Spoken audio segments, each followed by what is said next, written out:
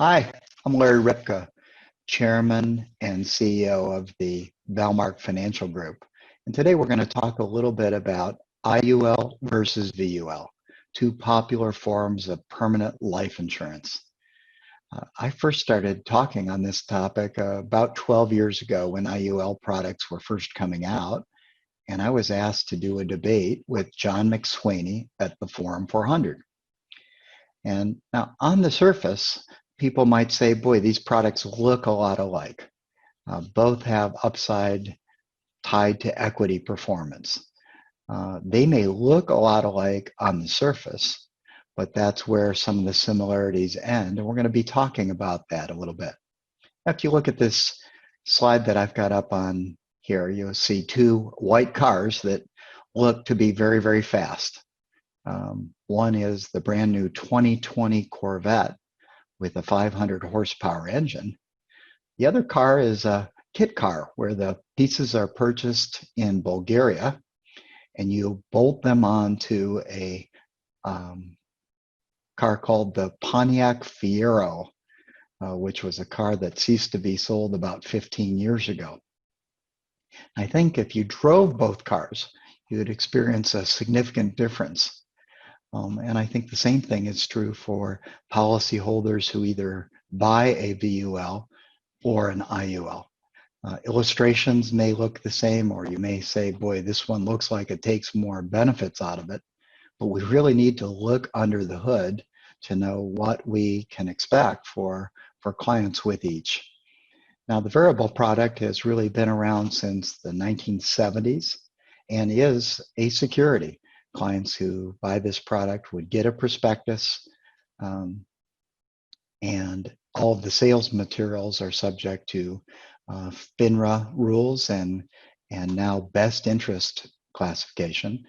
The IUL product really came out about 12 or 15 years ago, and it is a general account product exclusively governed by state insurance law. And with IUL, 97% of the money is invested in bonds to get the client back to the zero on their cash value. And 3% in today's interest rate environment is invested in options or derivatives to produce the upside. So very, very different underpinnings with these two products. Now, I had Bobby Samuelson as a guest on a recent podcast that I did with him, and I'm recording one with him today.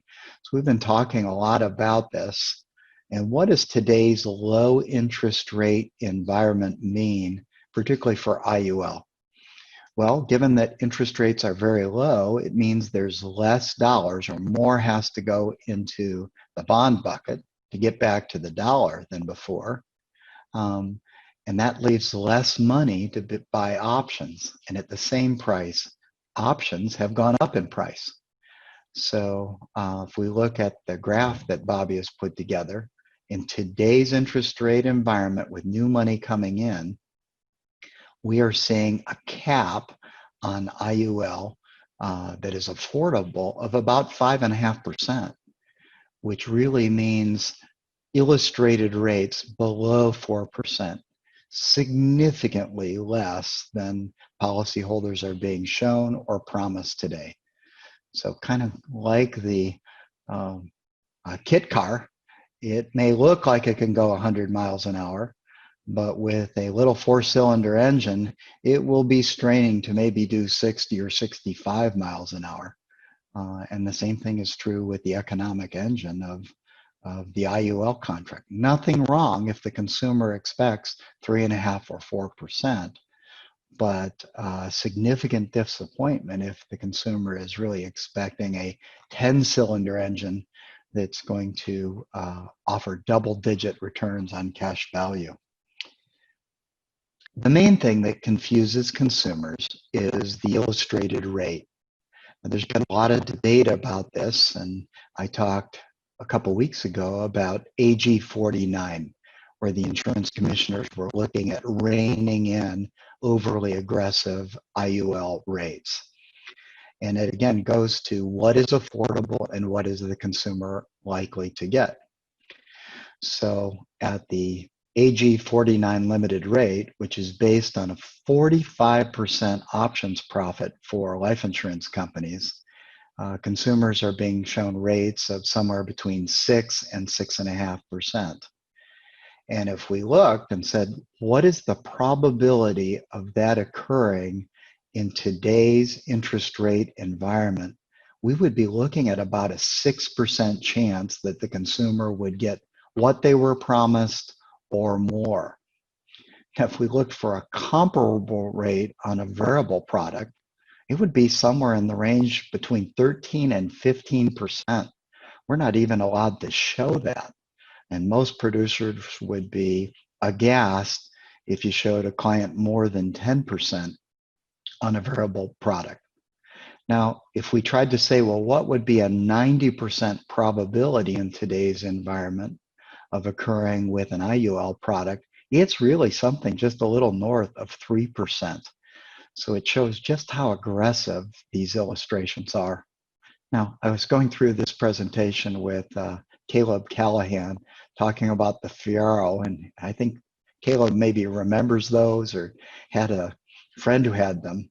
The name Fiero was appropriate because these cars also had a tendency to catch on fire.